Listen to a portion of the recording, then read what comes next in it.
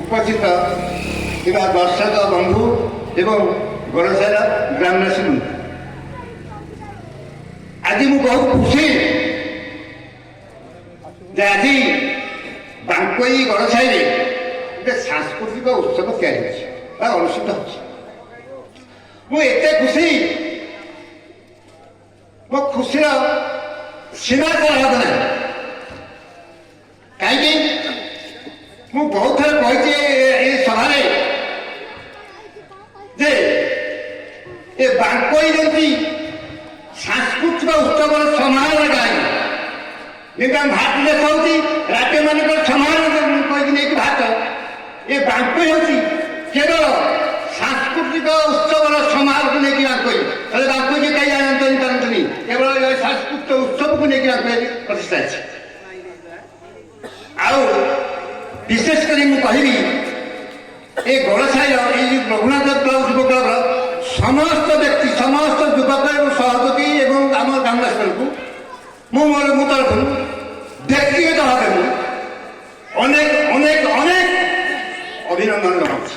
କାହିଁକି ନା ଏ ସାଂସ୍କୃତିକ ଉତ୍ସବ କରିବା ବହୁ କଷ୍ଟକର ପାଠ, ଇଏ ସାଧାରଣ କଥା ନୁହେଁ।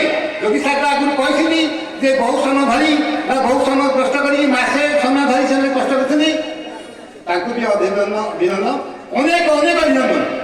ତତ୍ସଙ୍ଗେ ସଙ୍ଗେ ଏ ଅନୁଷ୍ଠାନର, ଏ ସାଂସ୍କୃତିକ ଅନୁଷ୍ଠାନର ବହି ହେଉଛି ଲେଖିଛି ଉପରବାଲା, ତାର ନିର୍ଦ୍ଦେଶନା ବସନ୍ତ କୁମାର ଚୌବଙ୍କୁ ମୋର ବି ଅନେକ ଅନେକ ଅଭିନନ୍ଦନ ଏବଂ ଶୁଭେଚ୍ଛା, ସେ ଧନ୍ୟବାଦ। କାହିଁକି ସେ ପ୍ରଥମରୁ ଆସି ଏ ଅନୁଷ୍ଠାନକୁ ସଂଗଠିତ କରିଛି ଏବଂ ଏ ସାଂସ୍କୃତିକ ଅନୁଷ୍ଠାନ ତିଆରି ହେଇଛି, ଆଜି ଗଢ଼ି ଉଠି କରିଛି। ଆପଣମାନେ ଜାଣନ୍ତି ଯେ ସବୁ ଅନୁଷ୍ଠାନ କାହିଁକି ସାଂସ୍କୃତିକ ଅନୁଷ୍ଠାନ ତିଆରି ହେଉଛି, କାହିଁକି ସାଂସ୍କୃତିକ ଅନୁଷ୍ଠାନ କାହିଁକି କରିଛି? ଆମେ ଏକ, ଆମ ଦେଶ ଏକ, ଆମ ପଞ୍ଚାୟତ ଏକ, ଆମ ଗାଁ ଏକ।